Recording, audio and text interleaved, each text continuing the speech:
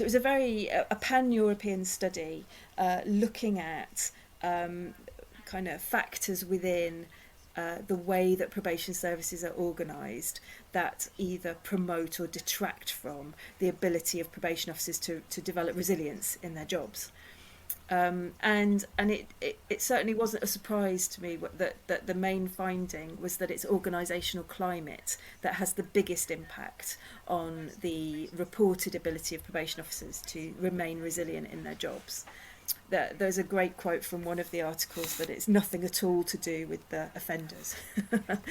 they're kind of, most of the probation officers in the study went, oh no, the bright spot of my day is when I'm actually sitting down face to face with someone who's committed an offence, talking to them about their lives. That's the thing that gets me through.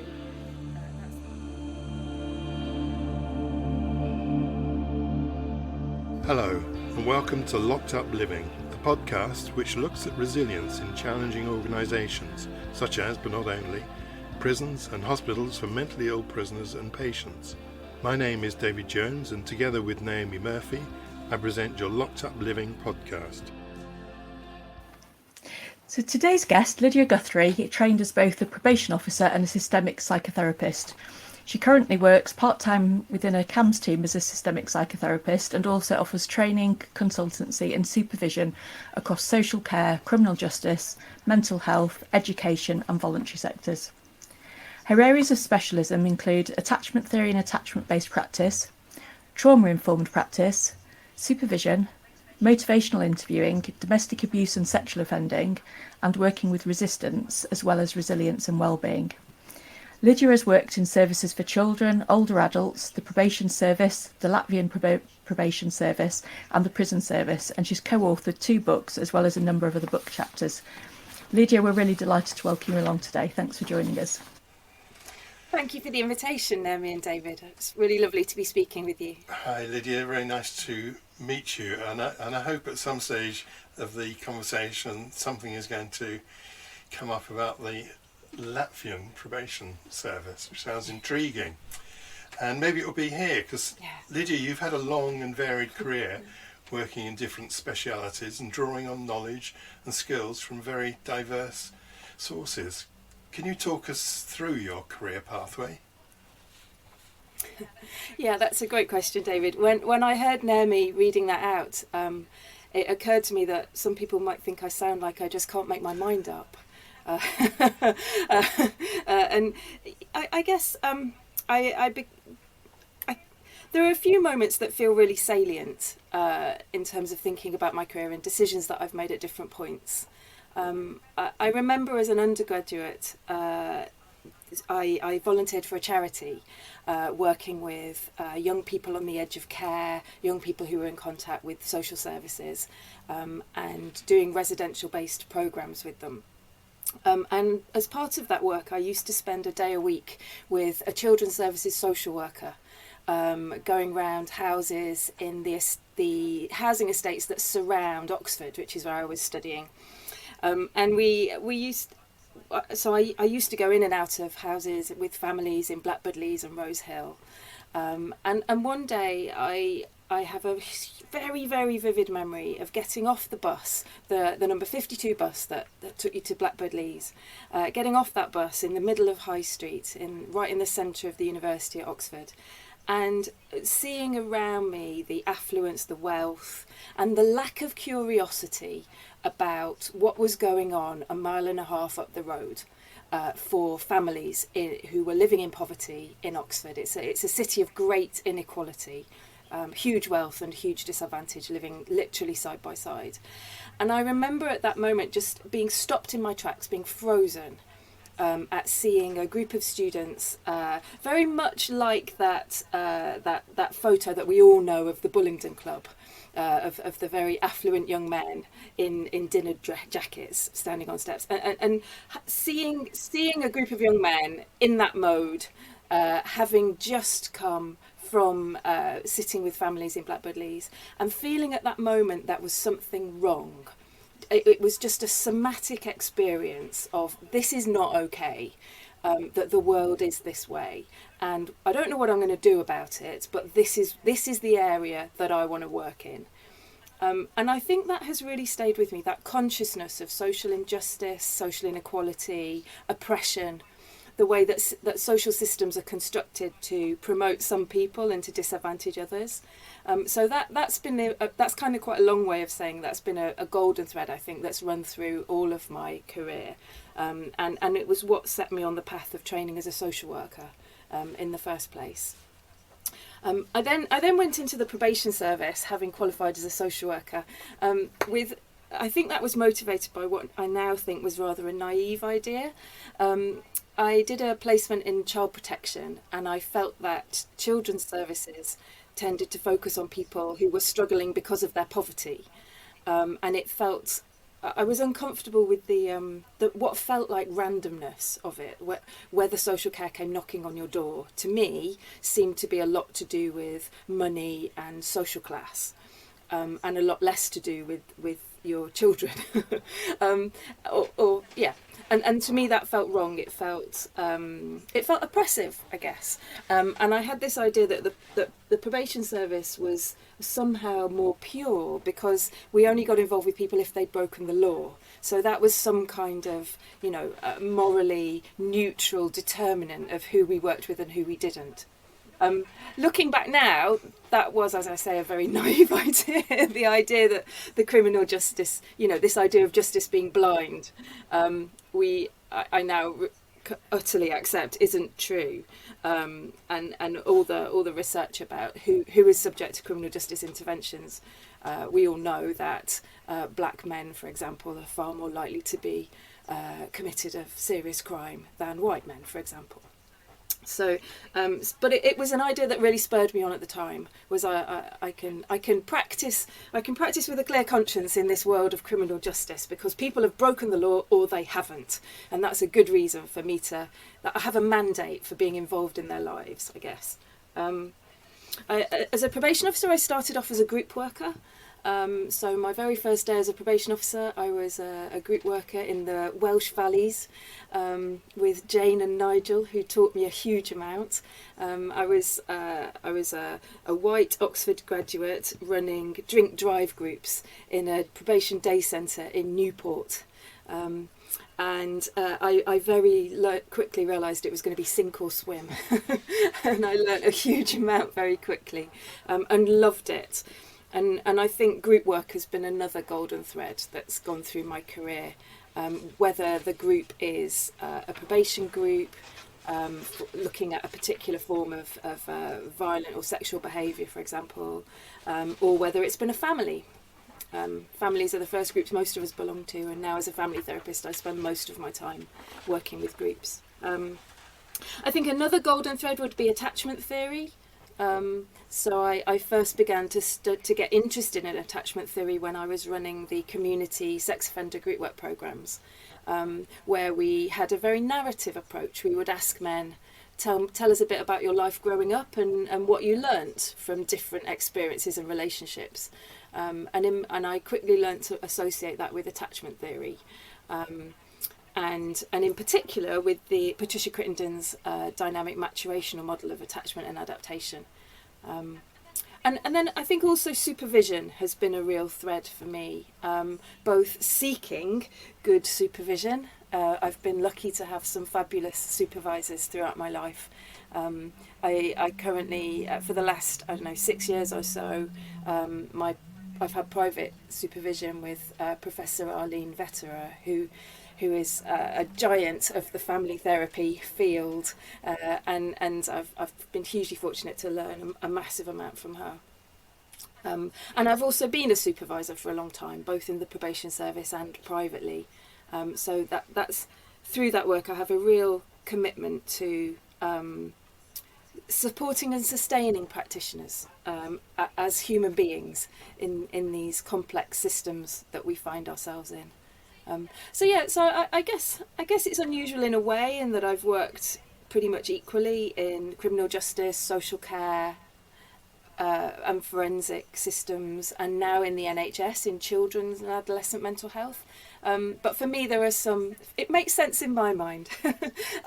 Arlene calls me liminal. She says I'm a liminal practitioner. I work at the boundary points, where and because I tend to put myself down and say that, you know, maybe I should have just decided what to do and stuck to it. Whereas Arlene helps me to take a much more compassionate approach to myself, and to embrace the diversity and the richness of learning from those liminal lands where different settings and approaches meet each other. So yeah. I was just wondering then whether it would be helpful to say something briefly about what good supervision entails, because I'm conscious of not everybody who listens to the podcast is a psychologist or a psychotherapist, and so I think supervision does conjure up other connotations for disciplines that aren't steeped in a history of supervision. Yeah, that's a great point, Naomi. The term supervision, I guess, to some of the people listening, they might associate that with having a probation officer, being under probation supervision, which I imagine is a very different experience. Although, should it be? I guess that's an interesting question. Maybe they should be more aligned. But for me, my understanding of supervision would be, as a systemic psychotherapist, it's a requirement of my job. In order to remain professionally registered, I have to have a certain amount of professional supervision a month, and I have to record that as part of my continuous professional development. So it's a key professional responsibility. And for me, supervision involves having private conversations that are bound by principles of confidentiality, with a supervisor, some of whom I choose and some of whom are allocated to me, about my experiences of my work. So any dilemmas or conflicts that I'm facing, places that I feel stuck, sometimes a place to share successes and to hang on to moments where I feel I've achieved something, and also to talk about myself as a person. And I have several supervisors at the moment, and the balance between those conversations can be different with different supervisors. But certainly in my private clinical supervision, at times it can feel like therapy. It isn't. I'm lucky my private supervisor is a very skilled therapist, so perhaps the lines are a bit blurry there. But I can talk to my private clinical supervisor, Arlene, about very personal aspects of self, places where my professional work and my personal experiences collide, and the strong feelings and thoughts that might arise from that. So it's this idea of taking care of myself so that I can take care of others. I guess that's a very simple way of putting it. I was also going to suggest that I think what it shares in common with therapy, I think, is good supervision should also enable growth.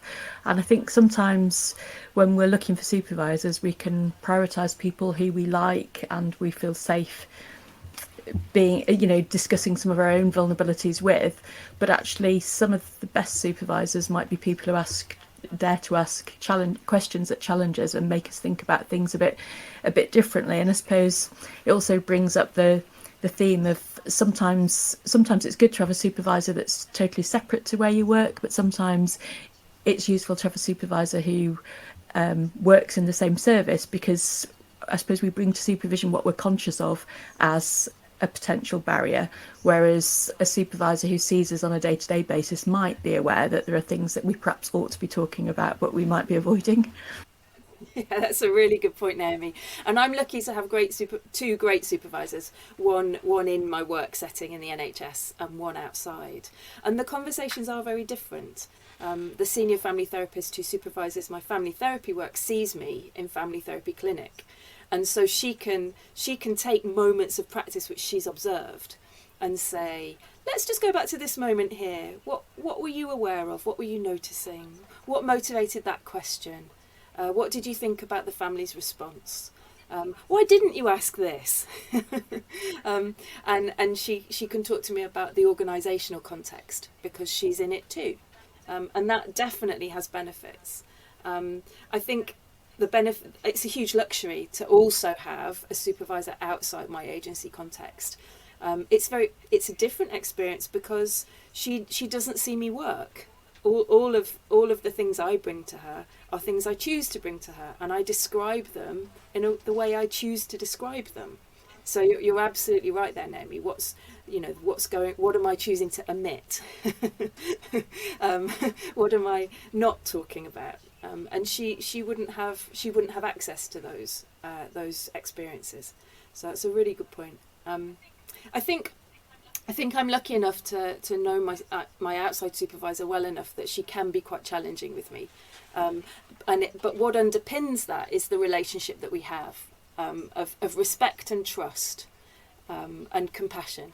So that, I think, that enables her to ask me really difficult questions, and to make links which challenge me. She will ask me very challenging questions. What's the link between you doing this work and that particular experience in your own life, or how do you cope with this as a mother of teenagers? Or she very sweetly told me off in the last supervision. I told her about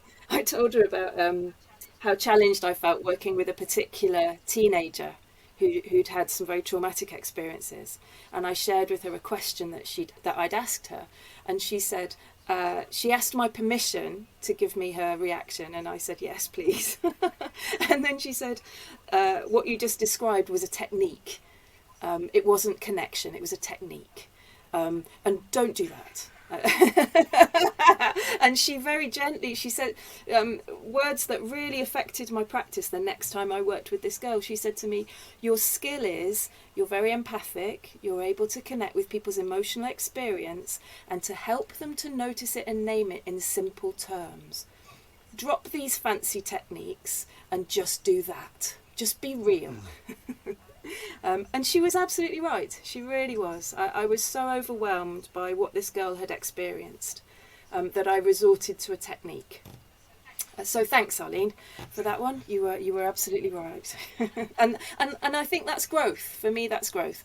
Noticing my own abhorrence at the nature of this child's experiences, and noticing that in that moment I chose to use a technique as a shield for myself. And that didn't serve either of us very well. But you're also highlighting something else that's common, I think, between therapy and supervision, in the sense of she was able to be challenging because you had faith and trust in her speaking with your best interests at heart. And I think that's also mirrored in therapy, that actually we can give really tough, challenging feedback to people if they appreciate that we actually have care for them, and the feedback is coming from a place of it has integrity and wants to be useful. It's not about being malicious or trying to destroy or attack the person. Yeah, very much so. For me, it was also important that she sought permission. She named what she was about to do. She said, I have a thought about this which might be challenging for you to hear, but I'm wondering if it's okay to share it. And so for me, there was something very powerful about naming the processes that were happening between us, and seeking my consent. It felt respectful. It felt offered with love, actually, and with my best interests at heart. Very much so. So there were essential elements there of containment and trust, it seems to me. Very much so. So anyway, thanks very much for that. It's a terrific discussion about supervision and the meaning of how we understand supervision, really. One of the books you've written is called Changing Offending Behaviour.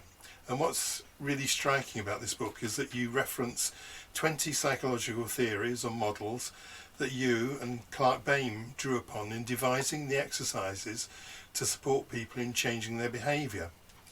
You also encourage readers to make use of any further theories they may be familiar with. And these days this seems at odds with the trend towards specialising in one model. Indeed, much of the requirements for personality disorder programs, for example, stresses having a clear, unified, implied, singular model. So can you say something about how you and Clark came to write the book and why you adopted this particular approach? Yeah, another great question there, David. First of all, I think it's just really important to acknowledge how important my working relationship with Clark Baim has been.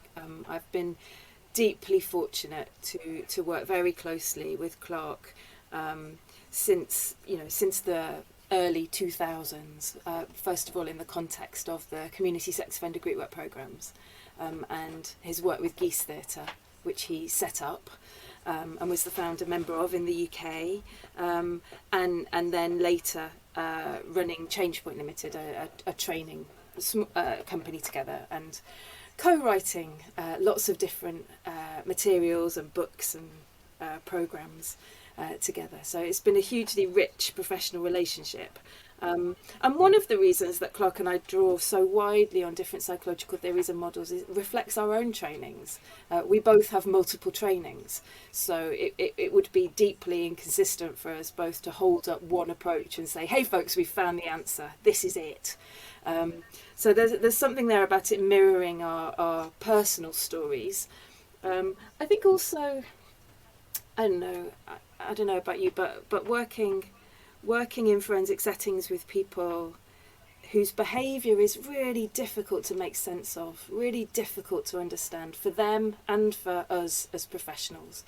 I like to use any theory that helps, really. I'm certainly not aware of any theory that I would say has cracked the whole thing. You know, it would be a deeply arrogant approach of any theory to say, hey folks, this one's the answer. All those other theories, you can chuck them away now. It's also the idea that theories aren't influenced by each other is a peculiar idea to me. If I'm going to read something that someone's written, I want to know what their influences are. I want to understand more about their context, about their training.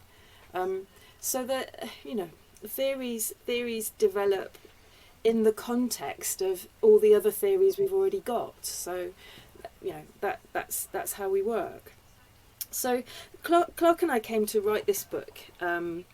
It was I don't know if Clark would agree with this. I think he probably would. It was written as an act of defiance, defiant generosity. I think that at the time, Clark and I were writing programs and doing lots of training for agencies who were copywriting and licensing programs and approaches, which are not acknowledging the shoulders of giants upon whom they stood. The drive towards the accreditation of programs, the idea that some approaches were to be canonized and held up as the only effective ways of working with people and others were to be thrown aside. That was something I always struggled with, which isn't the same as saying I don't believe that things need an evidence base. Of course they do. Evidence-based approaches, evidence-informed practice is a hallmark of professionalism, and we all have to be curious about evidence. But there's a difference between that and professional arrogance, I think. So Clark and I thought that we'd learnt a huge amount from working with thousands of trainees, trainee probation officers, prison officers, psychologists, psychotherapists, psychiatrists, social workers, and what we experienced working with practitioners was an enormous professional generosity, a desire to support and encourage each other, and that wasn't mirrored by the organisations within which we found ourselves working. So what we thought we would do is try to write a book of exercises or ideas, approaches, starting points to support practitioners in their work face to face with whoever it was they were working with, whatever context they were in. So it was, and we thought we wanted it to be available at a reasonable price and photocopyable. My years as a probation officer, spending times frantically preparing for sessions and running around the office looking for resources, made me absolutely committed to it being photocopyable and to waiving our copyright. So we had Steve Jones from Jessica Kingsley Publishing really understood our aims and was very happy to go ahead with that.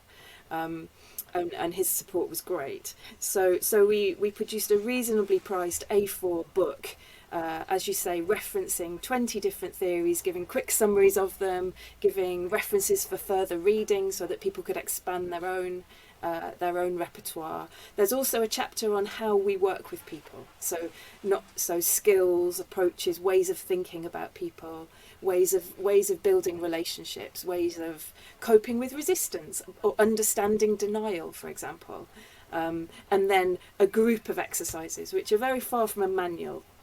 It's the opposite of a manual, really. It's much more of a guide, much more of a kind of a set of resources, I suppose, that the individual practitioner can draw upon in their work, in their relationship-based work. So yeah, an act of defiant generosity, I would say, drawing upon everything that we'd learned in our own trainings and from all the people who came on courses who we were inspired by. That's a great way of describing things. I was discussing this with Naomi before we began. I'm also very suspicious of copyrighted and licensed programs. I regard them as a product of a particular political ideology, really. And I, like you, agree with the idea of shared knowledge. And we managed very well with that for quite a number of centuries. Anyway, one of the theories you draw upon in the book is attachment theory, and for the benefits of listeners who aren't familiar with this, I wonder if you could briefly outline what you mean by this. Yeah, so Patricia Crittenden's dynamic maturational model of attachment and adaptation is the model of attachment which I've studied in the greatest depth. I did an MSc in that model of attachment at Roehampton University, which was a wonderful course that I really recommend, which really added to my practice and understanding. And her real focus in the way that she writes about attachment is she focuses on danger and survival.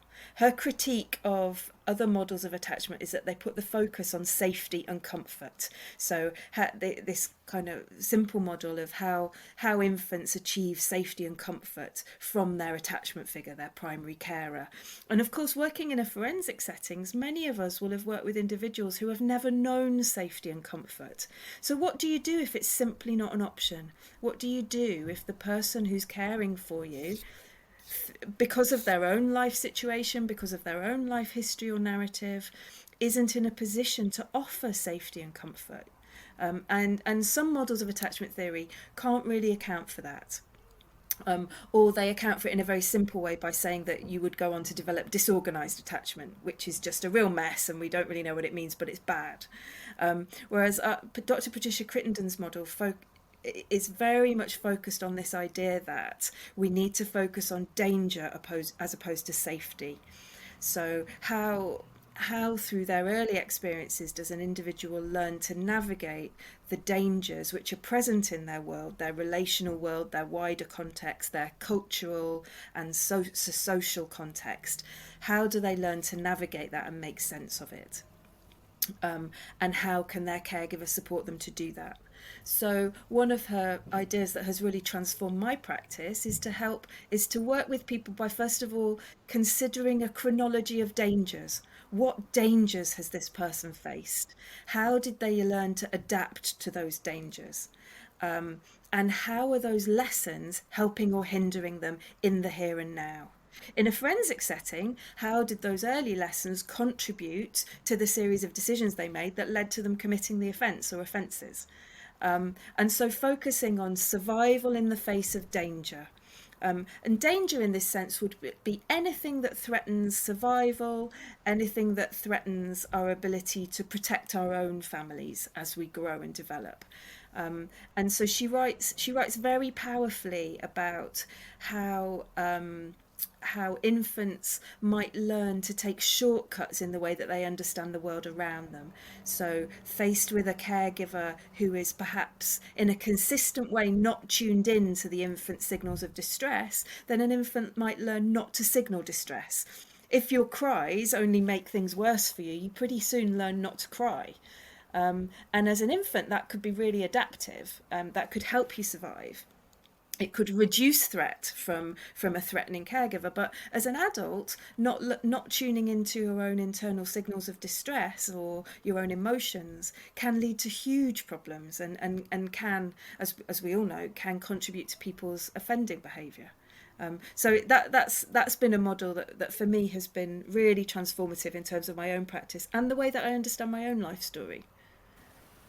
And that's particularly relevant, isn't it, in terms of thinking about ourselves as people who represent organisations, and the way that people relate to the organisation. So I think quite often, as a psychologist or a psychotherapist, the assumption is there that you're offering something good to the person because that's your intention, and so you expect to be treated as somebody who's safe. But of course, if you have no experiences of safety, this person who's trying to get close to you represents an imminent threat. Yeah, absolutely. That if your experiences are that when people sit with you and say, hey, you can trust me, look at me, I've got nice kind eyes and a big smile, and I'm doing that therapist nodding thing when you speak and saying, yes, yes, you can tell me anything.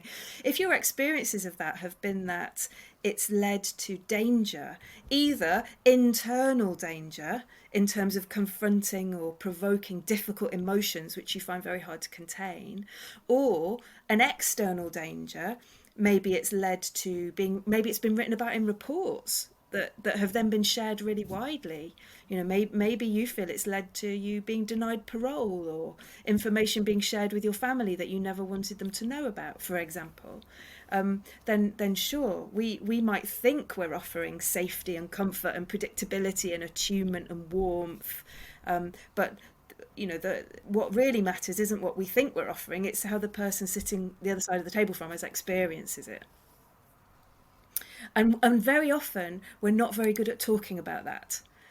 One of the things I've learned the most about through systemic theory, so family therapy training, is bringing the relationship in the here and now also into the room. When I ask you, how are you? What do you hear? How are these questions feeling for you? I noticed when I asked you about your experiences growing up, you that seemed like a hard question to answer. What's difficult about that? Which of my questions have been the most difficult? Which have been the most comfortable to answer? What's your fear about what I might do with these answers? What does it mean for you? So answering simple human questions about what's going on in the here and now between us. And too often, certainly in my initial training in the probation service, we were told to kind of leave our personal selves at the door. We're here to do this CBT informed work. The relationship with us as the worker is pretty much off limits. It's less relevant, and I think that's not an approach that I found very effective, personally speaking. Yeah, I think sadly that's still quite common, isn't it? That people are encouraged not to share anything of themselves personally, out of a fear of what the person might do with it, rather than recognising there's a human need to connect. Yeah, certainly. I mean, we in conversations about forensic matters, I often find that there's this real binary thinking going on. You're either for the victim or you're for the offender. You're either doing risk assessment or you're doing therapeutic stuff. And I guess it feels important to name out loud that I think sometimes it's more subtle positions that are the most useful. Of course, sometimes we go to one end of that binary or another, but we need to be able to do both of them all the time, I think. And that for me is where the complexity comes in forensic work. What if I'm choosing whether or not to reveal something to somebody about myself, I want to know what their intentions are. And why should it be any different for anyone who's committed an offence? I think there are ways of responding to those kinds of personal inquiries which respect the intention of the inquiry, whilst keeping purely personal information private, if that makes sense. And asking, talking around it. Why is it you're asking me that? What difference will my answer make to you? What is it you really want to know? Because there's some stuff that I can't share that wouldn't be appropriate to share. But what is it that I can share that would help you feel more comfortable, or help answer that genuine, authentic inquiry you might have about me as a human being? Yeah. And I have the same dilemma sometimes in CAMS. So I work in a child and adolescent mental health setting now in the NHS, and I have two children who are 15 and 17. And many of the young people I work with are very, very similar ages. So I very often find myself thinking, I'm listening to a mother who's at her wit's end trying to negotiate with a teenager. Would it help this mum for me to know, I get this? This happens in my house too. Who am I saying that for? Am I saying it for my own benefit as a shortcut to building rapport with this person, which is wrong? Or am I saying it because actually I think there's a therapeutic benefit, or something that will be useful to this person in the here and now? Yeah. I think we're over to you, Naomi. You look like you were laughing, David. So, one of your pieces of writing that really piqued our interest, Lydia, given the theme of our podcast, has been your chapter, Building and Sustaining a Resilient Workforce, which appeared in Contemporary Sex Offender Risk Management. A few of our guests have spoken about resilience. Can you tell us how you conceptualise it? Yeah, again, another great question. Resilience is one of those terms that gets talked about a lot. So like attachment theory, it's overused but underdefined, I think. And very often people will have conversations about resilience thinking they're talking about the same thing, but they've actually got very different concepts in mind. So I think it's really important to be very clear what we're talking about. And the literature tends to talk about resilience as, a desirable outcome. If someone can work as a probation officer at the coalface for 20 years and not develop any kind of terrible illnesses or have long periods of time on sick leave, then that's resilient. So it's seen as a good outcome. It's also sometimes talked of as a personality trait. Why are you struggling while those other people in your team over there aren't struggling? They must just be more resilient than you are. I think we can also think about it as a process. How do individuals adapt to circumstances they find themselves in, and develop skills and strategies and ways of coping with adversity? And we can use it when we're thinking about professionals. We can also use the term when we're thinking about young people. It's used a lot in children's mental health. How do we encourage resilience in young people? There's often, you go to trainings where there's a slide of a piece of concrete with a crack in it and a weed growing through, or a little plant growing through, and it's like, how do we nurture growth out of adversity? And so we can mean a number of things by it, and it's really important to be clear, or else people are talking at cross purposes, I think. It's also one of, I guess I have some moral or ethical concerns as well. Whenever I'm approached by an organisation to do training on resilience, I have a bunch of ethical concerns about, are you interested in talking about organisational culture and wider organisational systems, or do you just want staff to have some checklists of do's and don'ts, and to work at a purely personal and individual level for coping with stress? Are we going to be allowed to talk about workload or not, is often a question I ask organisations to figure out what their ethical position is on resilience. Because it can be used as a term effectively to beat people up. That you're struggling because you're not resilient enough, rather than you're struggling because you've got a massive workload, the IT system's rubbish, and you don't have enough support. Absolutely. Especially as you were talking, it just reminded me of, I recently watched Gabor Mate's film The Wisdom of Trauma, where he talks about it's not so much the traumatic incident that's the problem, it's the response to the traumatic incident from those around. And I think that, too often when we talk about resilience, we're talking about the individual's responsibility, rather than thinking, if you're in a job, for instance, that involves exposure to a lot of adversity, or really challenging things to hear about, that's something about how the organisation makes it possible for the staff and the people that perhaps live or use that organisation to be able to stay healthy, or that promote healthiness in those individuals. Yeah, very much so. Toni Morrison, who's been another huge influence on my career, he wrote a sentence that always stays with me, that if we want people to work at the interface of pain, poverty and powerlessness, and to help them stay close enough to the action, then we need to support them. I found that a really powerful phrase. I might have slightly misquoted, apologies if I have, but that's very much the gist of it.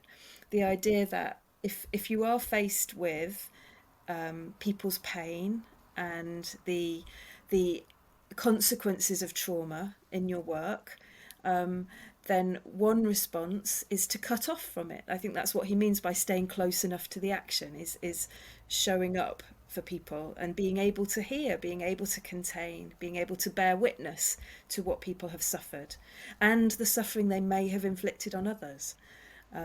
One response would be to cut off from that and to just go through the motions and practice on a purely cognitive level, which I think can be harmful. And another response is to take that all on yourself. If you're not supported enough, then that can be harmful for the individual practitioner. So for me, resilience is that balance of being able to show up, being able to attend to feelings, emotions, pain, as well as all the cognitive stuff we have to do, the risk assessments, the reports, all that stuff's equally important. But how do we support people to sustain that and to keep growing, to keep learning? And for me, that's the real heart of resilience. That's beautifully put, thank you.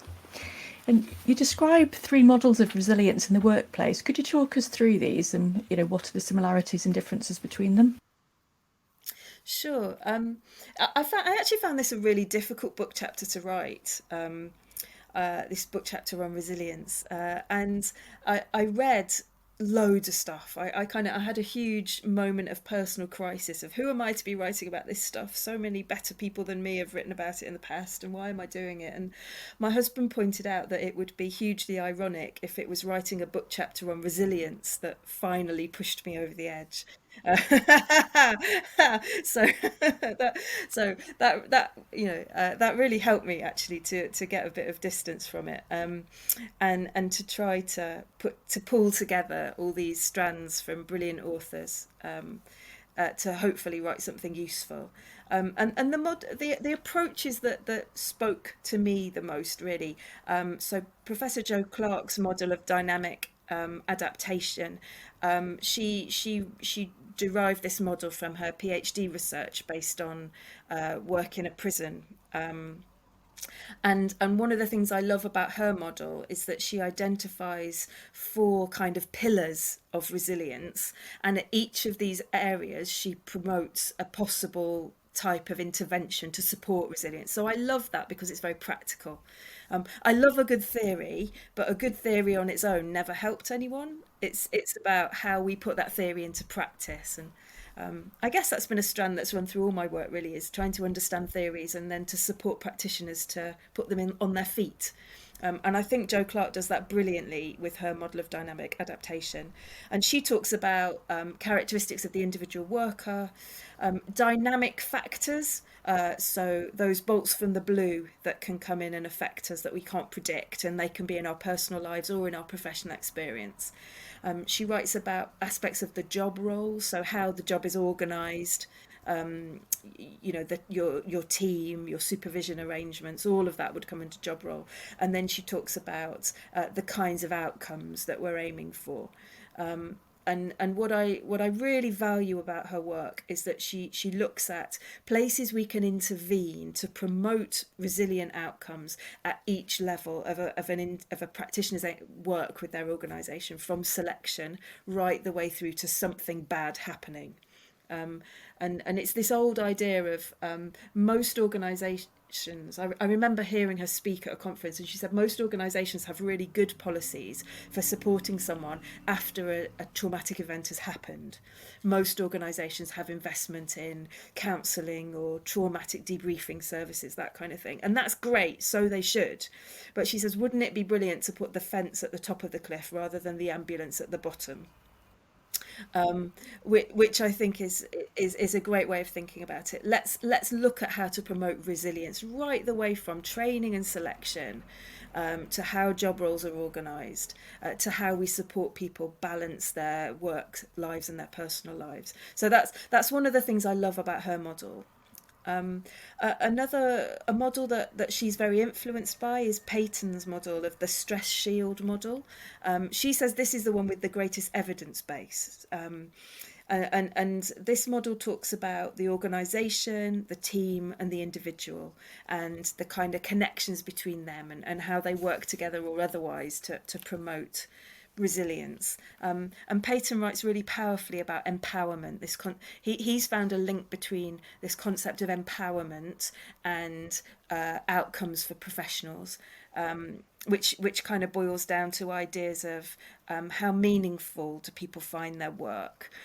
Do people feel that they can make an influence on the way that their work is organised?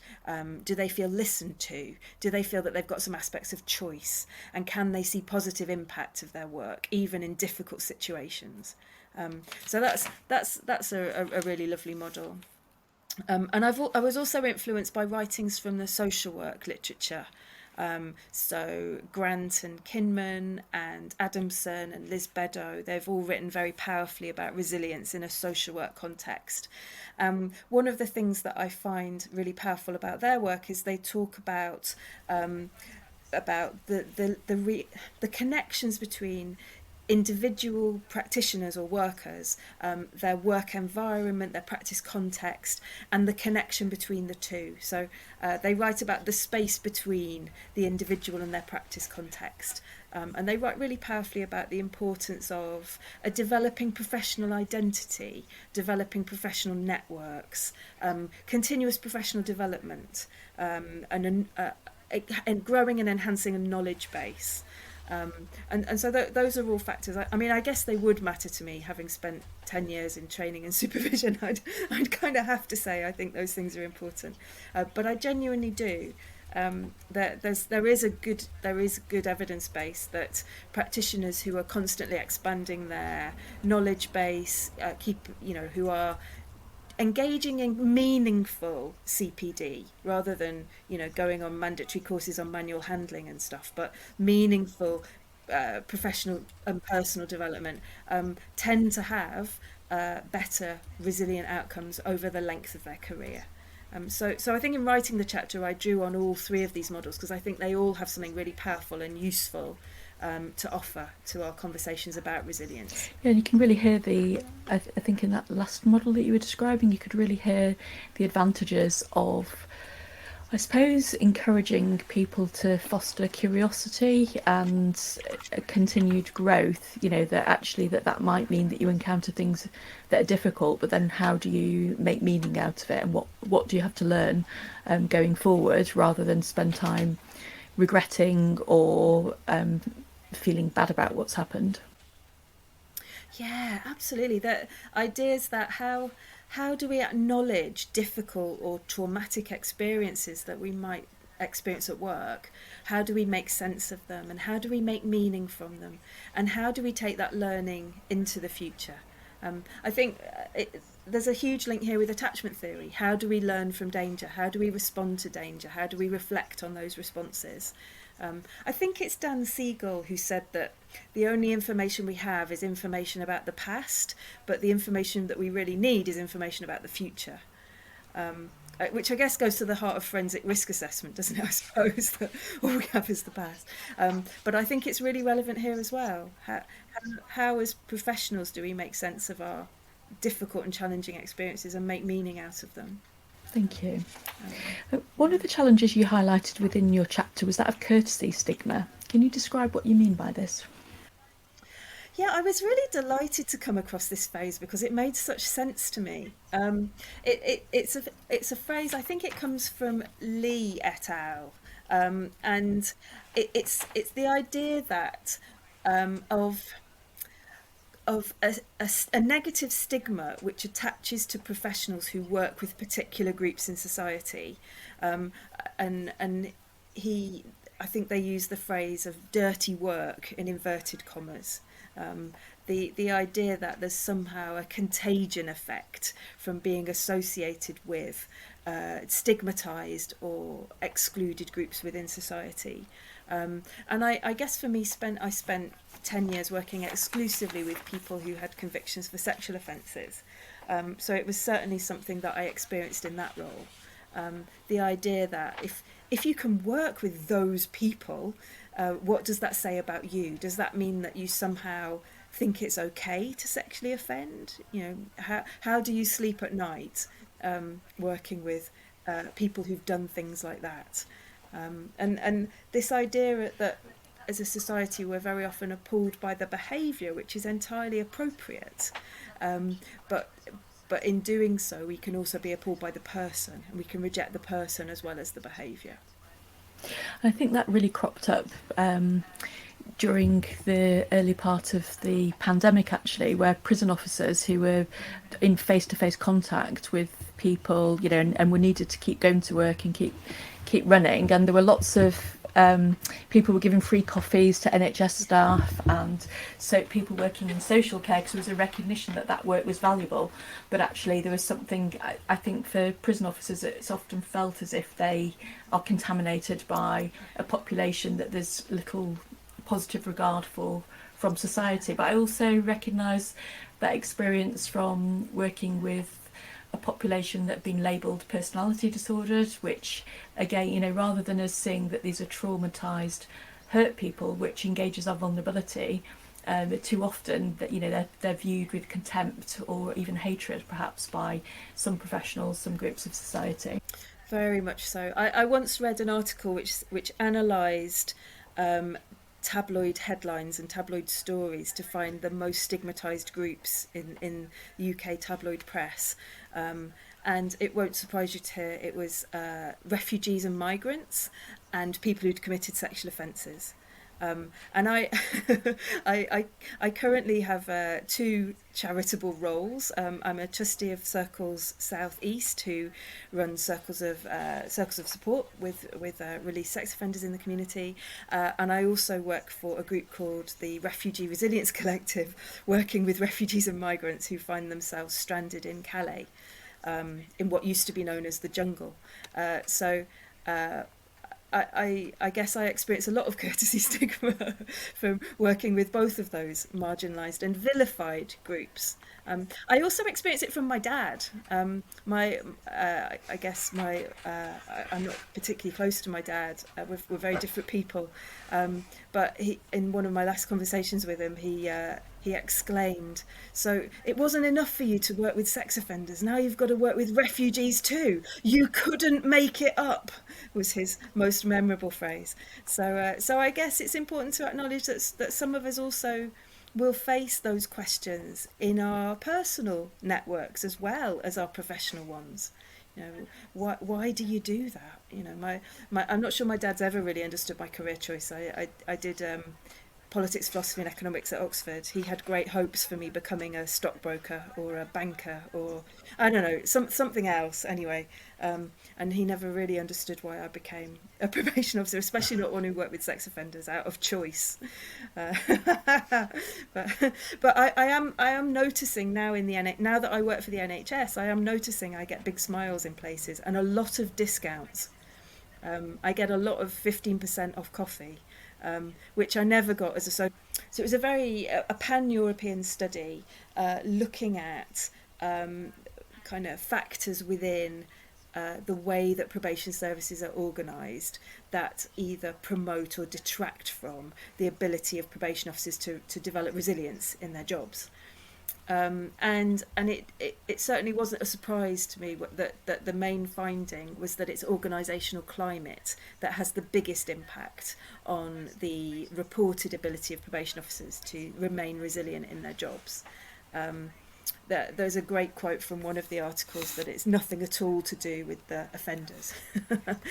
They kind of, most of the probation officers in the study went, oh no, the bright spot of my day is when I'm actually sitting down face to face with someone who's committed an offence, talking to them about their lives. And nearly 600 probation officers across different European countries, I'm sure I won't remember them all, but the UK, Belgium, the Netherlands, Latvia, Estonia, Bulgaria, I believe. That's the thing that gets me through. That's the thing that helps me put up with all the organisational nonsense. And that certainly mirrored my own experience as a probation officer. That it was those moments of human connection, those moments of feeling that I'm doing something here which is making a difference to somebody, that I had to hang on to as little kind of golden moments to keep me going through the endless bureaucratic nonsense. So it doesn't sound like you were surprised that it wasn't the people that the probation officers worked with that were the main challenge. Not at all. Not at all. That very much confirmed my own experience. And the study found that it was things like management practices, staff members not feeling empowered, not feeling able to influence their context, feeling done to rather than done with, if that makes sense.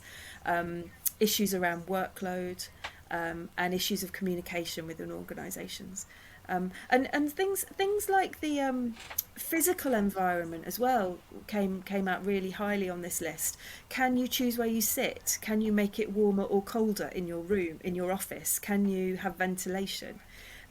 Do you have good toilet and kitchen facilities? You know, these things that should be really basic. But actually in criminal justice settings like probation, like some prisons, are actually really lacking for staff teams. That's so true. The toilet on the FENS unit is a converted cell which still has the glass panel within it, and it just has a screen up, so there's a sense of you could be quite exposed. No a staff member made a curtain to go across, because otherwise prisoners from wing facing would potentially be able to look in, and such little consideration given to decency for staff as well as the people who live in prisons. Yeah in the most private and vulnerable moments. Yeah, I certainly recognise that the conditions for staff in many prisons is diabolical, and of course the contrast, you were talking about the NHS earlier, the contrast with in many, particularly new NHS facilities, is just extraordinary. Yeah, the IT, before I joined the NHS, I heard lots of bad things about NHS IT systems, but they're so much better than anything I encountered in the criminal justice system. They're kind of designed to do the job that they need to do, rather than being messed about with and retrofitted and bodged to try to make them work. So, the next thing we were interested in was something about the factors that contribute to ecological resilience. Yeah. Are you thinking about kind of resilience in wider systems there, David? Well, I guess that's the sort of background of the question, yeah. Yeah. I guess we've touched on it a little bit in terms of the spore study, or when the Latvian pronunciation is spore, which I think is much better than spore. Cheers. So that's always how I say it in my head. And they touched on the importance of communication. So the importance of people at different positions in the organisation sitting down with each other and asking, how is it in your neck of the woods? You know, what's it like for you in your job? And how can I in my job make that different for you, or make that better for you? Ideas about being able to influence. So ideas that I through what I've learned in my role, I can have a conversation with people who have the power to make a difference, to make some changes. And also ideas about kind of valuing learning, valuing continued growth, investment in individuals and their investment in staff as a resource, I guess, and the idea that continuous professional development is something that we do with staff rather than at them. So what are you interested in learning more about? What are the things that challenge you in your work? So what kind of things would you like to learn more about? Rather than, we've got this great programme we're going to train you in, whether you want it or not. So I think it, you know, like most things, it boils down to relationships and communication, I think. But it seems to me that that's actually still very rare. So you may have a command or a rubric of doing this with staff, improving the conditions of staff, taking an interest, doing an annual appraisal which makes contact with staff rather than just being a form for them to spend time filling in. But actually implementing these measures in the kind of genuine sort of way that you're meaning seems very difficult still. Yeah, I agree. It's I worked with one organisation where to look at resilience and how it could be promoted within the organisation, and they were forward thinking enough to allow me to do a separate session with senior and middle managers about their roles in contributing to resilient outcomes for staff members. And because there's a paper by Vogelvang that comes out of the Spore study, which has some very clear messages for managers. And so looking at this together with them, helping them to think about their responsibilities towards their staff in terms of resilience, rather than just buying in a trainer or consultant to train staff to be more resilient. Which isn't to say, there is value in helping professionals to notice their responses to stressful events. There is value in helping people to download apps that help them monitor their emotions and prioritise sleep. All of those things, I'm not mocking them, I might sound like I am, they are valuable, but on their own they're not complete. And if you only invest in those kinds of interventions aimed at frontline workers, then you're actually responsibilising them for their own resilience.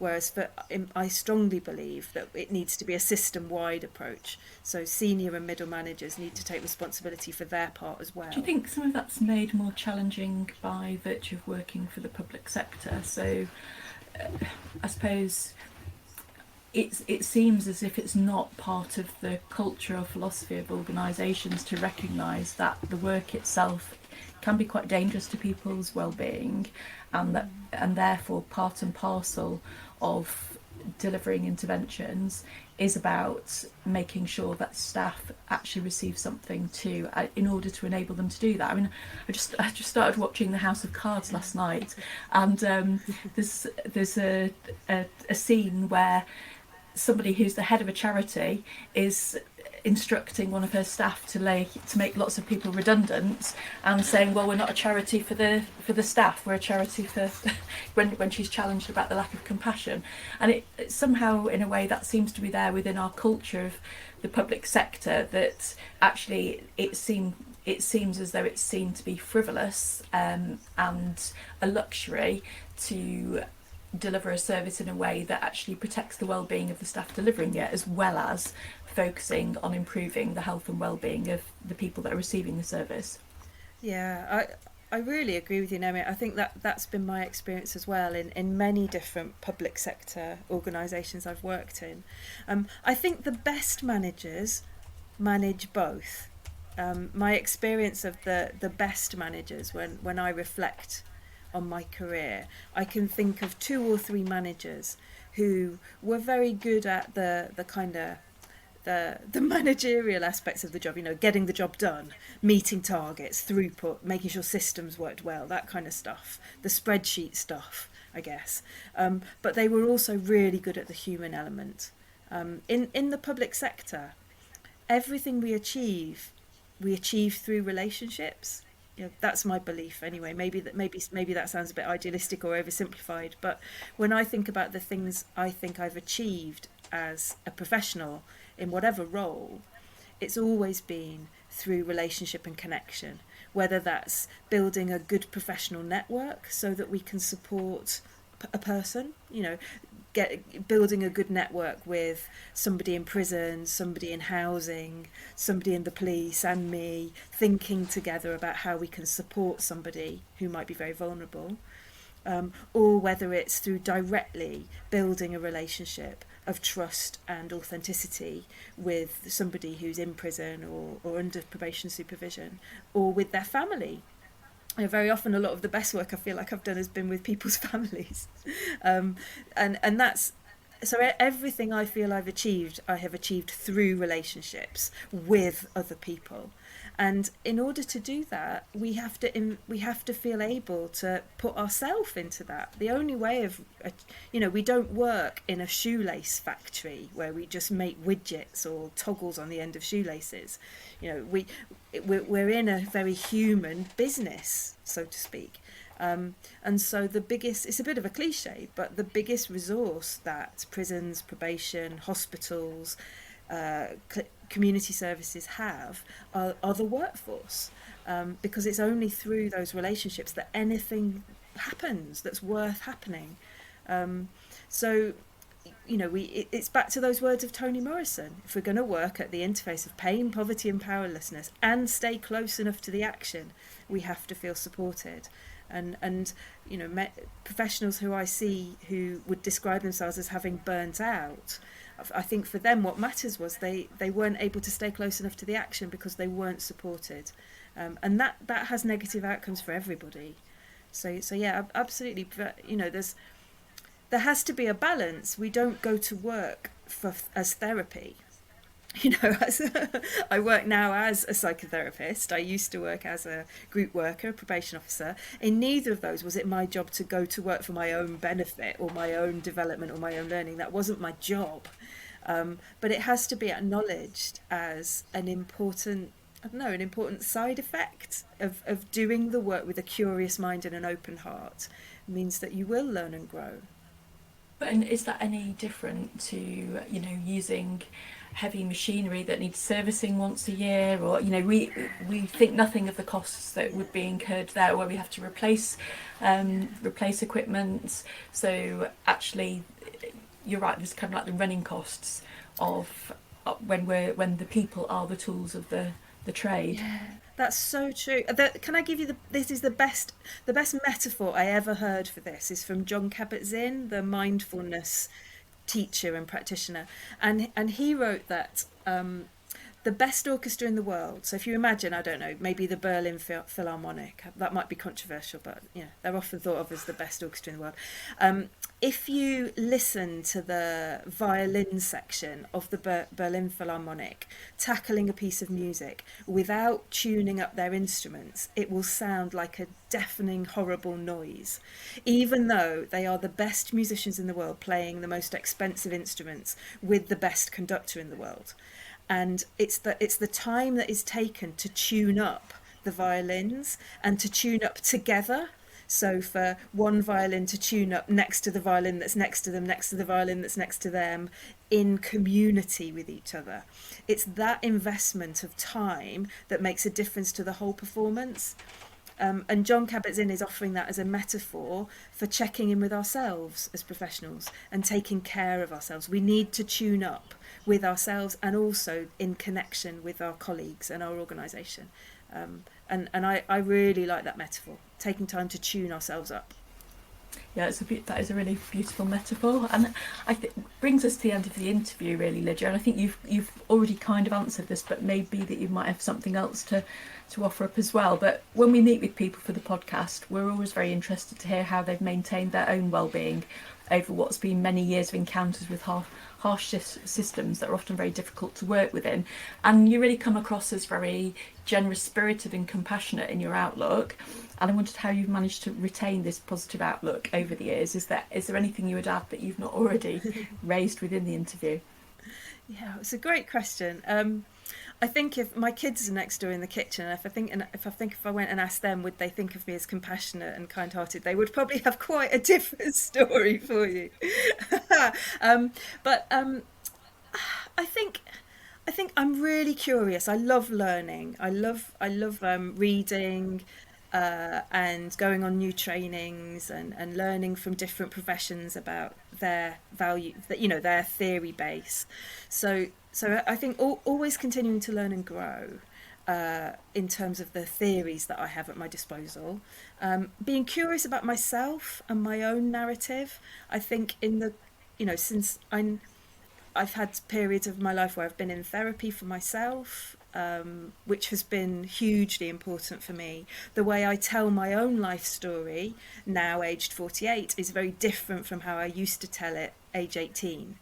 I have a much more integrated understanding of some of the difficult experiences I've had as an individual. And that helps me to be much more aware of my own reactions to people I'm working with, and to notice my own emotions more and to use them in my work with people. I'm far more confident doing that than I used to be. I think also I'm really stubborn, and so I don't give up with people.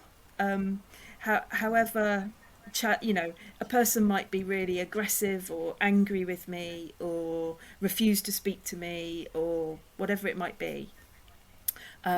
But I usually interpret that as a sign that they're struggling with something. I try not to take it personally, and I show up the next day. I show up the day after that until they're ready to speak with me about whatever it was they need to speak about.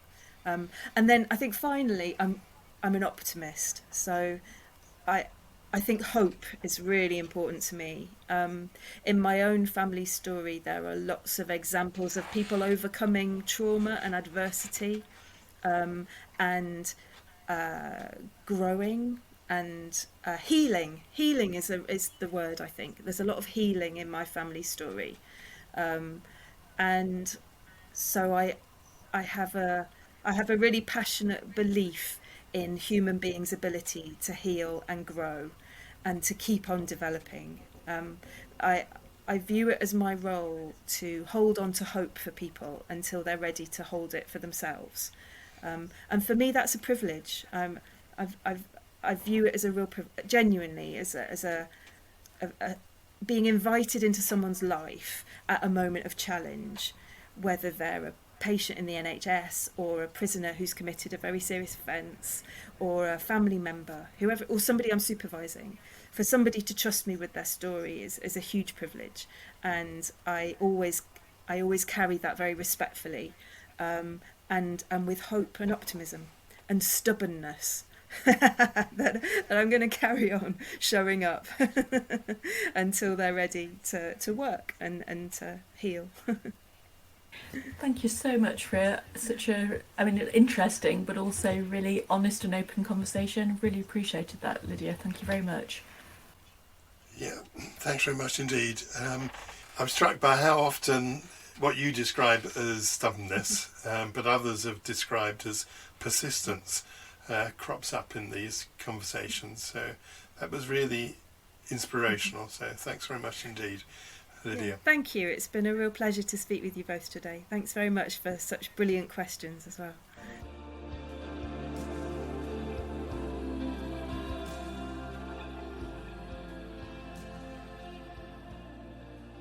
I really enjoyed that conversation with Lydia. She reminded me a bit of Rob Canton, actually, in her ability to recollect fantastic phrases and quotes from other people that she's read, in a way that I really wish I had the capacity to remember little beautiful nuggets of conversation in that way. But I suppose what I really liked about Lydia was her warmth that comes through in the conversation, and drawing on so many different pieces of knowledge and weaving them together in a way that seems quite seamless, and they just make sense together. And I think that's quite refreshing in the forensic world, certainly, where I think people sticking to one line of inquiry and one model seems to be much more the norm. Yeah, well, you said it all there, I think. I mean, I was struck right at the beginning when she was talking about her trip on the bus from Blackbird Leys, just outside Oxford, down to the High Street in Oxford, which is lined with examination halls and colleges. And I thought that was a very powerful description. There used to be a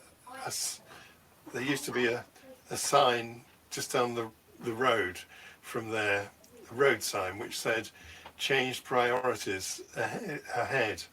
And my friends and I used to joke about the cruel reality of that.